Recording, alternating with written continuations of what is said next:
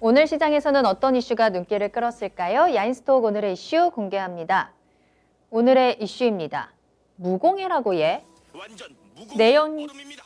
내연기관 자동차에서 친환경 자동차로 전환하려는 움직임이 점점 더 빨라지고 있습니다. 미국 정치권 내에서 2035년까지 내연기관 승용차 판매를 중단해야 한다는 목소리가 나왔는데요. 미국 민주당 상하원 의원 80여 명은 조 바이든 대통령에게 서한을 보내서 자동차 배출가스 규제를 보다 강화할 것을 요구했습니다.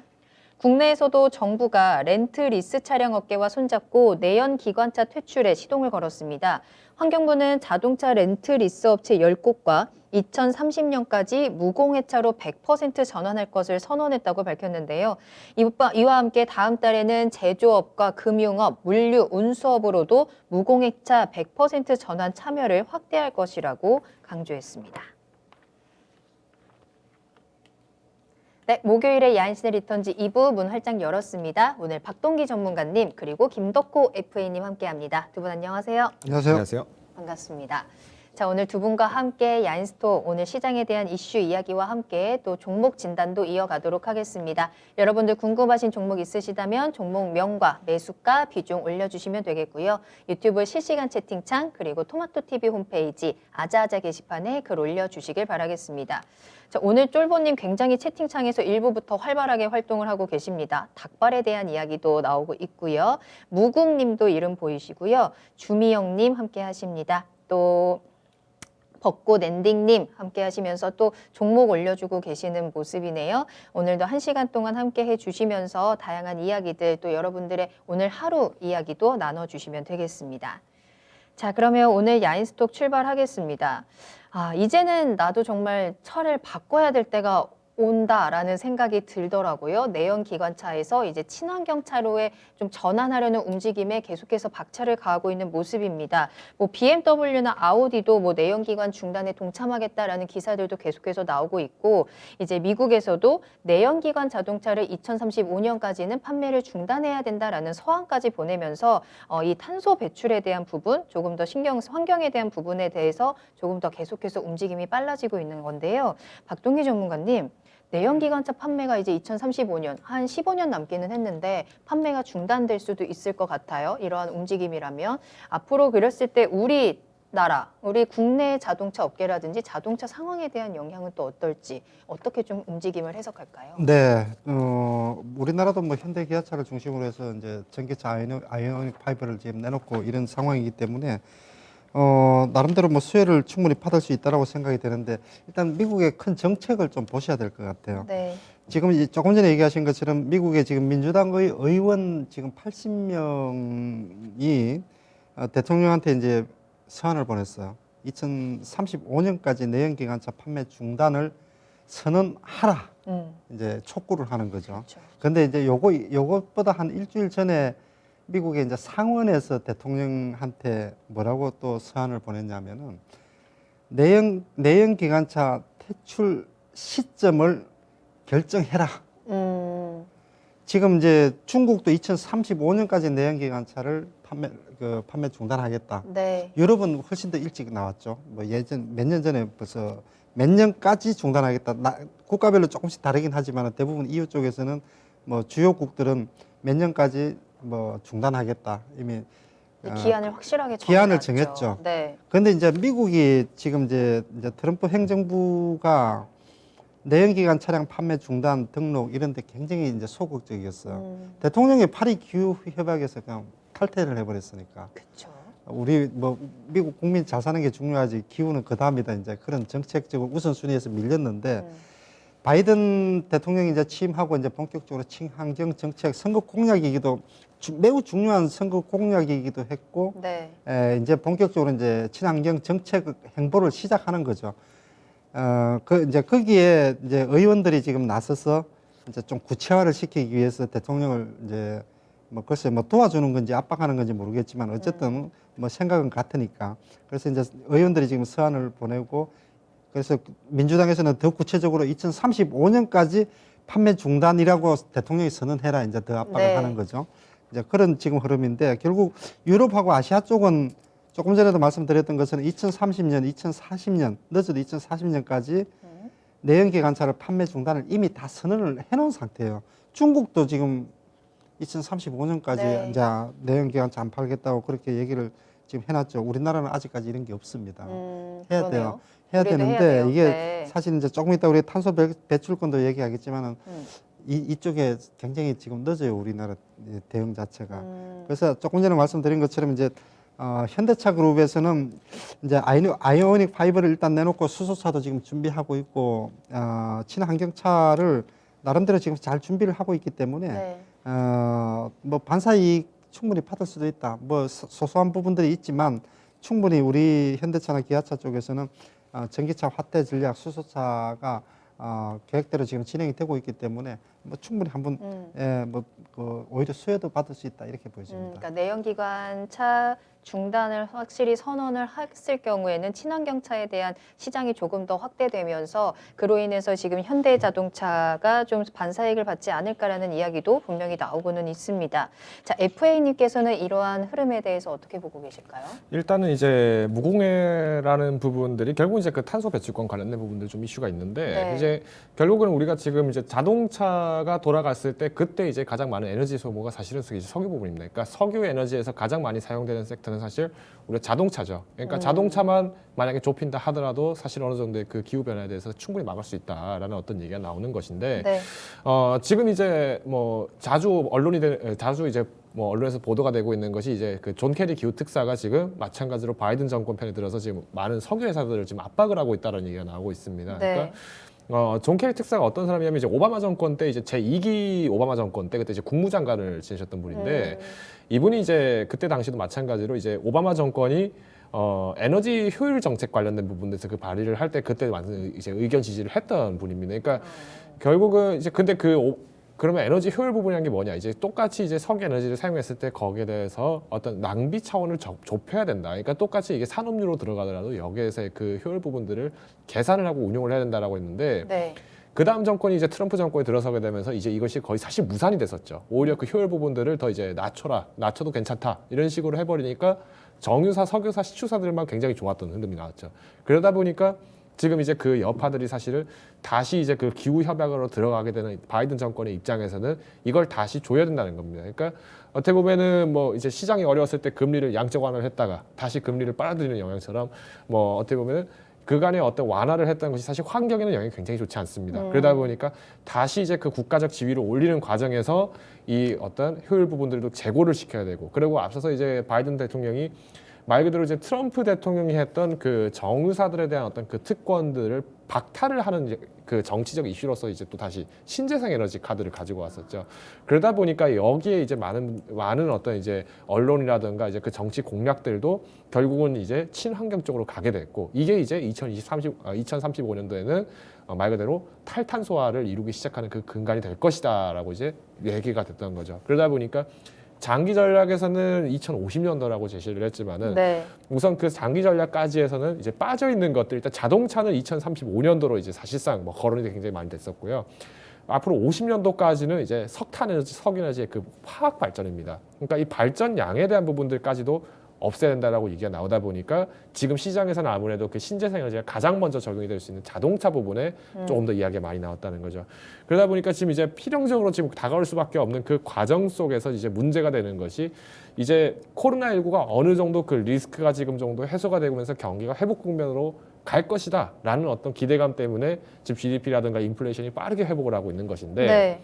지금 이제 아마 시장을 분석하시는 이제 금융인분들도 그렇고 애널리스트 분들도 그렇고 지금 시장의 반응을 굉장히 지금 천차만별로 보고 계세요. 그러니까 지금은 경기가 침체로 더 넘어갈 수 있다라고 하시는 분이 계시고 오히려 지금부터 아주 강력한 반등이 나올 것이다라고 하시는 분들이 나오는 것처럼 이런 어떤 신재생 에너지, 탈탄소와 관련된 부분에서 그 산업 정책을 지금 가결을 빨리 하면 빨리 할수록 오히려 이득이다라고 하시는 분이 계신 반면에 지금은 경기가 정상화되지 못했기 때문에 성급하게 판단을 했다가는 기존에 있는 산업이 더 침체되는 효과가 나타난다. 이런 부분들까지 팽팽하게 지금 신경전이 나오는 거죠. 그러다 보니까 지금 이제 앞서서 박동기 전문가께서 말씀해 주신 것처럼 많은 나라들이 35년도까지는 하겠습니다라고 얘기는 했지만은 네. 거기에 대한 어떤 실질적인 그 움직임들을 세부 법안을 만들기 굉장히 어려웠던 거죠. 그러다 보니까 사실은 이제 바이든 눈치 보기처럼 이렇게 전 국가들이 사실은 한 발 물러나 있던 상황인데 이제 다시 어떤 산업 경쟁력이나 이런 부분들에서 좀 현실적인 면을 고려하기 시작하다 보니까 이제 조금 조심스럽게 지금 접근을 하는 그 시도가 나타나는 모습이 아닐까라고 네. 좀 말씀드리겠습니다. 알겠습니다. 자, 어쨌든 이러한 모습들이 코로나 이후에 환경에 대한 중요성을 조금씩 강조하기 시작하면서 탈탄소에 대한 이야기가 나오고 있거든요. 여기에 이제 핵심은 탄소 배출권인 것 같은데 장관님. 탄소 배출권이 정확하게 어떤 건지부터 다시 한번 좀 정리를 해봐도 좋을 것 같은데요. 네, 지구 온난화를 방지하기 위해서 온실가스를 줄여야 된다. 네. 예, 우리가 보통 이제 그렇게 얘기를 하죠. 그럼 거기에서 이제 탄소 배출권이라는 것은 일정 기간 동안에 그 온실가스에 해당이 되는 6대 온실가스가 있습니다. 그 중에서 이제 이산화탄소가 제일 비중이 크고 또 메탄가스라든지 이산화질소 뭐 등 6개가 있는데 이 온실가스의 6대 온실가스의 일정량을 배출할 수 있는 권리가 탄소 배출권이에요. 네. 탄소 배출권 해서 권이 뒤에 붙어 있죠. 우리가 채권, 주식도 주권이에요. 사고 팔 수 있는 권리를 지금 얘기를 하는 거거든요. 주식이나 채권처럼 거래소나 장외에서 탄소 배출권을 사고 팔 수 있는 거예요.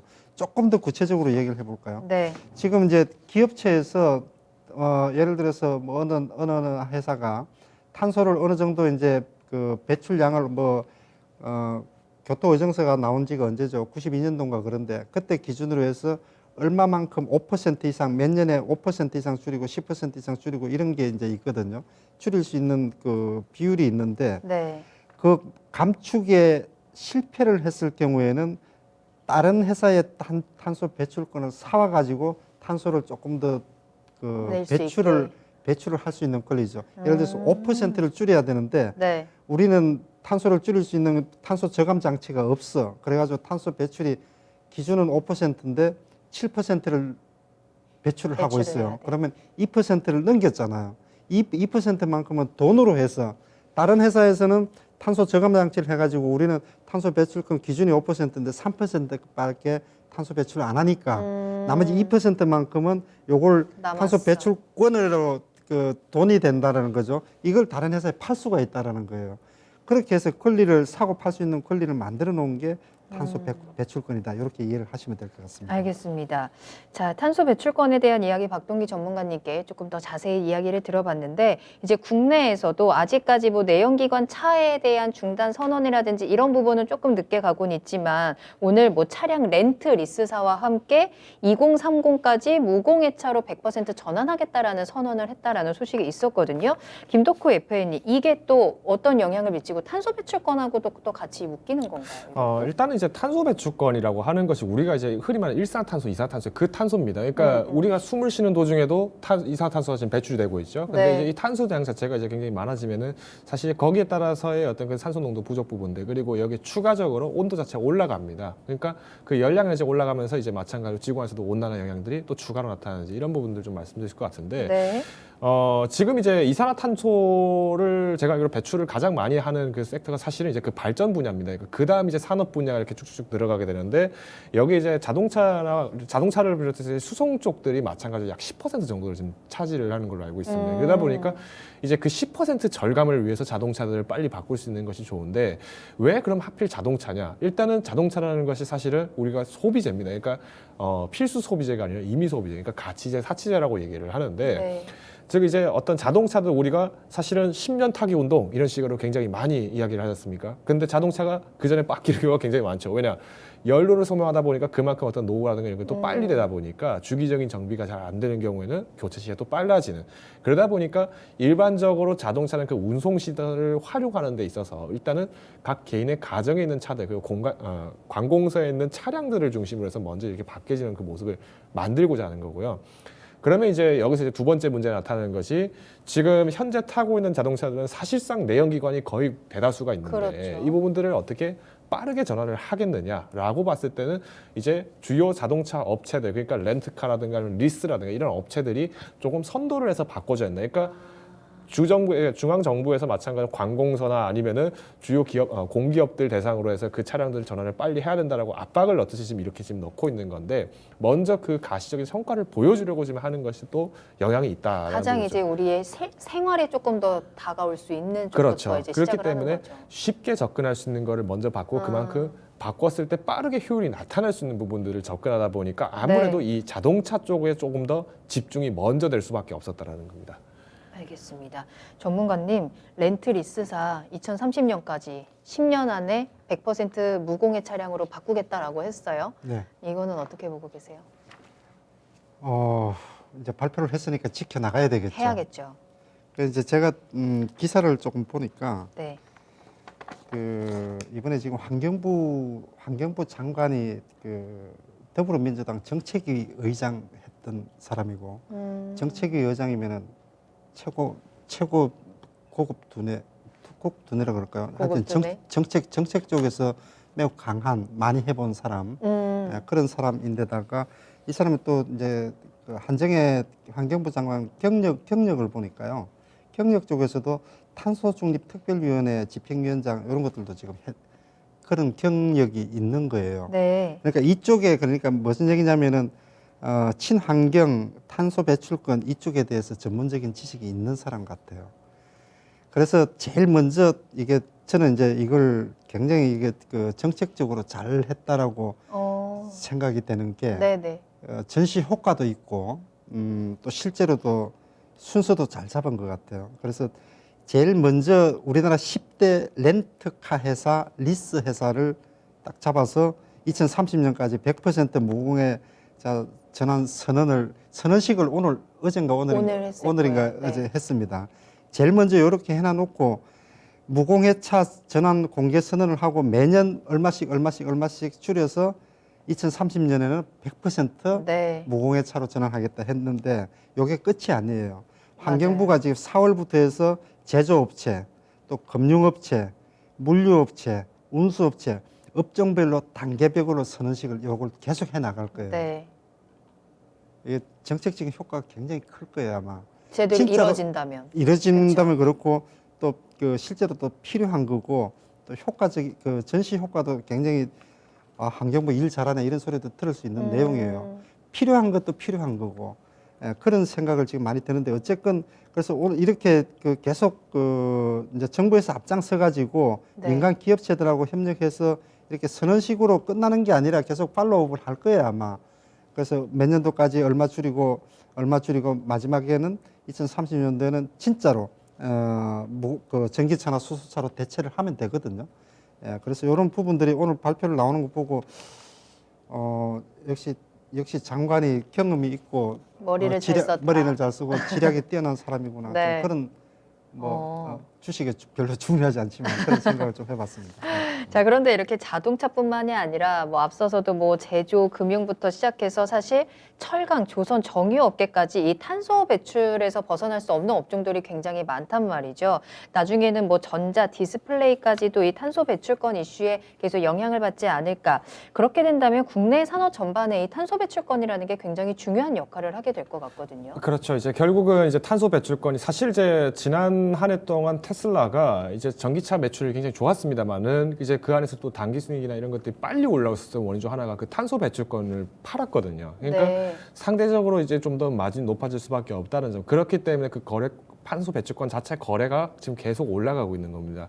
그러면 이제 문제가 뭐냐면은 앞서서 제가 이제 첫 질문 때 말씀드렸던 것처럼 지금 이제 왜 이게 논란이 되고 있느냐라고 네. 했을 때 지금 당장에 이것을 실현했을 때는 경기 부양 효과가 다시 침체로 돌아가지 않겠느냐, 산업의 침체로 돌아간다라는 얘기가 나오고 있는 것이고 이것 때문에 지금 눈치 보기를 하다가 이제 결국은 하겠다라고 얘기는 했는데 사실 기업 입장에서 반갑지가 않죠. 왜 그동안에 가지고 있던 게 다 내연기관차인데 이걸 바꾸면은 그간의 그렇죠. 그 손실 보전은 또 처리하는 문제도 있을 거고. 정부가 전액을 지원할 거냐. 네. 그것도 아니라는 거죠. 그러다 보니까 지금 이제 영업 실적은 굉장히 좋지 않은 기업들이 오히려 거기에 대해서 반발심이 커질 수밖에 없는 그런 영향들이 계속 반복이 되다 보니까 사실 어려운 건데 일단은 이제 조금 크게 보시면 좋을 것 같습니다. 대표적으로 일단 자동차 같은 경우에는요. 지금 도요타가 지금 이제 이번에 지난 2020년도 매출 이제 2,700억 달러 정도 이렇게 매출을 잡았습니다. 이거 어마어마한 네. 그 자동차 강국이죠. 그러니까 그 일본의 그 자동차인데 그 도요타가 지금 2035년까지 탄소 제로화를 하는 것까지는 실질적으로 한계가 있다라고 채택한 그 대안책이 뭐냐면은 하이브리드 차입니다. 전기차랑 내연차 같이 섞어서 팔겠다. 그러고 나서 혹여나 이제 탄소 배출권 관련된 부분들 그리고 친환경 부분들에서의 그 어떤 유류 가격에 대한 그 부분들을 법안이 만들어진다면은 네. 어차피 우리는 전기차도 가능하니까 전기 충전하겠다라는 식으로 해서 그 10년 지계를 이런 식으로 이제 대안을 지금 세우고 있는 거거든요. 근데 이게 사실은 현대차나 아니면 기아차나 이제 국내에 있는 많은 자동차 업체들도 그렇고 다른 나라들이 그렇게 했을 때는 덤비기가 쉽지 않은데 도요타가 그 얘기 해버리니까 이제 자동차 업계들이 조금 주춤하는 그런 어떤 눈치 보는 싸움이 다시 일어나지 않겠냐 얘기 나오는 거죠. 자, 그러면은 자동차는 이 정도로 한다고 치면은 우리가 탄소라는 거, 에너지 혁신이라는 것은 결국에는 필연적인 과정이고 당연한 패러다임입니다. 다만 네. 앞서서 말씀드린 것처럼 이 탄소라는 것이 쓰여지는 곳이 굉장히 많습니다. 우리가 디스플레이 소재라든가 이런 걸 만들 때도 마찬가지로 그 화학 공정들이 들어갔을 때 결국에는 온실가스 관련된 부분들 뭐 그러다 보니까 뭐 많은 종목들이 아까 채팅창에서 잠깐 보였으면 이런 종목들이 다수 이제 거론이 될 수밖에 없는 상황이고요. 여기 이제 우리가 먹는 거, 입는 거, 씹는 거, 심지어는 우리가 쿠팡에서 냉동을 시켰을 때 이때 들어가는 드라이 아이스. 이것도 이산화탄소로 만든 겁니다. 그러면 우리는 배달 음식 시켜 먹으면 안 되는 거냐? 그런 건 아니라는 거죠. 그렇기 때문에 우리가 당장 실질적으로 좁힐 수 있는 자동차가 조금 더 측정이 될 수밖에 없다라는 부분을 보시는 거고요. 네. 그래서 이제 지금은 계속 자동차 쪽만 언급이 되는 것이 가시성이 가장 뛰어나기 때문에 실생활에 가장 타격이 크지만 때문에. 그만큼 가시성이 크기 때문에 정치적 이슈로서도 굉장히 거론이 많이 될 수밖에 없다는 점 말씀드리겠습니다. 알겠습니다. 박동희 전문가님, 이 탄소 배출권, 환경에 대한 이슈 커지면서 탄소 배출권 가격도 정말 많이 오르고 있잖아요. 그런 것 같아요. 지금 우리나라는 사실 좀 되게 조용해요. 그래서 우리나라도 탄소 배출권이 거래가 지금 되고 있는데 사실 제가 어디 있는지 모를 정도니까 네. 예, 좀 이렇게 아직까지는 관심이 많지 않은데 유럽 쪽에서는 굉장히 지금 이게 탄소 배출권 가격이 2005년도 개장 이후에 지금 최고치를 계속 돌파를 하고 40유로 돌파하고 톤당 42유로까지 돌파를 하면서 강세 흐름이 이어지고 있다라는 거 보니까 네. 예, 이게 지금 이슈가 되고 있는 것만은 맞는 것 같아요. 최근에 지금 이슈가 되고 있는 게 아까도 얘기했던 것은 바이든 행정부 출범하면서 이제 친환경 정책을 하나 둘씩 이제 펼쳐 나가는 이제 그게 될 텐데 이제 제일 핵심적인 요인은 그 중에서도 미국도 유럽도 지금 관심을 가지고 있는 게 그 탄소 국경세라는 게 있나 봐요. 요거를 지금 유럽 그 EU 쪽에서 탄소 국경세 이제 법안 초안을 6월 달에 지금 그 발표를 하고 네. 2023년부터 시행을 하겠다라고 지금 얘기를 하고 있는데 자, 탄소 국경세가 뭐냐 하면은 그 국경을 넘어오면은 세금을 매기겠다라는 거거든요. 자국 기준보다도 탄소 배출량이 많은 기업 국가에 대해서는 추가적으로 관세를 매기겠다. 자, 유럽 EU를 보면은 자, 우리는 미리부터 준비를 하고 해서 탄소 배출량을 이만큼 이렇게 줄여놨어. 지금 1% 또는 2030년 가면 0% 이렇게 줄여놨는데 네. 예를 들어서 우리나라가 탄소 배출권 엄청 많이 그 발생을 시키면서 자동차를 유럽에다 수출하려고 그러면은 그 차액만큼 관세로 그냥 매기겠다라는 거거든요. 그래서 그 기본 개념 자체가 이제 그런 개념인데 네. 그래서 이게 유럽에서 이걸 탄소 국경세를 지금 초안을 6월 달에 발표를 하고 23년부터 시행한다 그러니까 이게 바이든 행정부도요. 탄소 국경세 도입을 지금 검토하겠다 이 얘기가 나왔나 봐요. 그러니까 지금 탄소 배출권 가격이 지금 계속 또 급등하고 올라요. 있고. 네. 그래서 우리나라도 물론 지금 이제 국가 그 기업별로 좀 준비를 하고 이게 지금 하고 있는 상태이긴 하지만은 조금 더 어쨌든 발등에 불이 떨어져야 이제 될지 모르겠지만은 조금 더 속도를 내야 되는 그런 시기가 뭐 다가오고 있지 않나 좀 그런 생각이 듭니다. 알겠습니다. 자, 그러면 이렇게 탄소 제로를 향한 움직임 속에서 우리가 좀 어떤 종목들에 주목을 해봐야 되는지 간단하게 딱딱딱 종목, 섹터들 좀 짚어주실까요? 일단 에너지 2차 전지 관련이면 저는 좀 LG화학을 좀 추천을 드리고 싶고요. LG화학. 아무래도 이제 ITC 소송이 끝나고 난 이후에 그 관련된 것들이 SK이노베이션이나 LG화학이 여기서 좀 양분화가 되고 있는데 네네. 지금 조금 SK이노베이션 좀 화가 많이 난 것 같아요. 그래서 보복적인 어떤 그 대처를 하겠다라는 이슈가 좀 나오면서 그 폭스바겐에 대한 일시적인 악재도 분명히 있지만은 네. 앞으로의 그 장기적인 어떤 물적 분할이라든가 이런 부분들을 좀 길게 보셨을 때는 여전히 LG화학 자체의 그 메리트는 좀 더 제고가 될 필요가 있다라고 좀 말씀드리겠고요. 그다음에 이제 한국전력입니다. 연료비 연동제가 적용된다는 것은 지금 여전히 앞서서 말씀드린 것처럼 화력 에너지에 대한 그 비율이 높은데 유일하게 연료비 연동제를 하지 않았던 나라가 우리나라기도 합니다. 그러다 보니까 이 에너지 관련된 부분에서 유류의 가격에 대한 어떤 그 효율성 제고가 나타나면 네. 한국전력이 상대적으로 그 수혜를 더 많이 더 극대화될 수 있다라는 걸 좀 말씀드릴게요. 네. 후섬 같은 경우는 이제 소재주이기 때문에 뭐 별도 말씀드리지 않겠습니다. 뭐 KSS 해운 같은 해운주들 중에서는 이제 지금 HMM이 컨테이너선 위주로 해서 많이 움직였는데 오히려 이제 천연가스선을 LNG나 LPG선을 운용을 많이 했던 또 케미컬 쪽을 많이 했던 이제 KSS 해운 같은 경우에는 네. 이제 여기에 또 이제 수소 에너지에 관련된 부분들에서 그 소재가 나타날 것 같고요. 마지막으로 지금 이제 그 친환경 쪽이라고 해서 탄소뿐만이 아니라 이제 마찬가지로 그 친환경 쪽의 그 처리 과정이 또 공법이 또 중요해지다 보니까 ESG 기업에 대한 부분들 좀 많이 가시화가 되고 있는데요. 오히려 이제 지금 폐기물주들도 다시 한번 그 움직임들이 다시 나타나고 있습니다. 뭐 건설물 폐기주였던 뭐 인선 ENT라든가 이런 업체들이 다시 올라가는 것이 네. 그런 어떤 산업 소요에 대한 그 회복과 함께 폐기물이 나왔을 때 이것을 어떻게 처리하느냐. 그랬을 때는 뭐 KG ETS라든가 이런 업체들도 한번 두루두루 보시면은 꼭 탄소 배출권만 관련된 종목은 아니더라도 우리가 그러네요. 좀 더 장기적인 안목을 봤을 때 선점할 수 있는 종목이 굉장히 많다라는 부분 말씀드리겠습니다. 네. 자, 그렇다면 박동기 전문가님께서는 어떤 섹터, 어떤 종목 좀 보고 계실까요? 그 이제 섹터보다는 네. 아직 뭐 이런저런 이제 탄소 배출권 관련되는 우리가 테마가 사실은 몇 개가 있어 그쵸. 있는데 실질적으로 그 회사 실적과 연관되는 회사는 그렇게 많지 않다라고 보여져요. 그래서 지금 이제 대표적으로 한 종목 정도 보면은 지금 휴캠스인데 네. 휴캠스 같은 경우 2021년도 매출액의 10%, 영업이익의 한 3분의 1이 탄소 배출권하고 이제 직간접적으로 관련이 있다 이거죠. 그래서 탄소 배출권 얘기가 나오면은 KC 코트렐이나 이런 종목들이 이산화탄소 포집 기술을 유일하게 우리나라에서 가지고 있다 이런 얘기들도 있고 한데 네. 아직까지는 휴캠스도 역시 지금 마찬가지고 KC 코트렐 뭐 기타 종목들도 이쪽 차익을 노리기 위한 본격적인 그 움직임이 나타나려 그러면은 저는 아직은 시기상조다 그렇게 판단이 됩니다. 알겠습니다. 자, 오늘 야인스톡에서는 탄소 배출권 관련된 이야기를 좀 나눠봤습니다. 확실히 좀 패러다임이 변하고 있어서 이에 대한 주목을 받고는 있지만 아직까지는 실적이 뚜렷하게 나오지 않고 있기 때문에 이에 대한 부분도 한번 체크를 해보셔야 될 것 같고요. 탄소 배출에 대한 집중 그리고 그와 연결된 다양한 사업들까지도 한번 눈여겨보시길 바라겠습니다. 야인스톡 여기서 마무리합니다.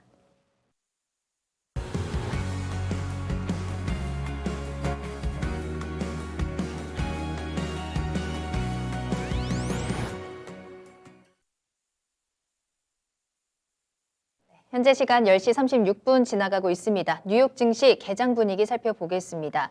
자, 오늘도 3대 지수는 하락하면서 출발을 하고 있습니다. 다우존스 현재 0.59% 하락이고요. S&P 500 역시 0.35%입니다. 나스닥도 0.49%, 한 3대 지수 모두 0.3에서 0.5% 정도 지금 하락하면서 출발하고 있네요. 오늘 뉴욕 증시에서 주요 이슈들도 간단하게 살펴보겠습니다. 먼저 아스트라제네카입니다. 3상 임상에 대한 효능을 수정해서 발표를 했죠.